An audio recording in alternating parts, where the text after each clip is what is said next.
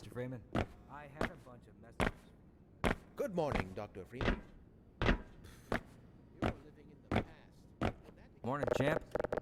Hello? Good heavens! What the hell? You should focus on inventing something new and unique. He does have You think you can fix the vending machine too, college boy? We will never hear the end of this.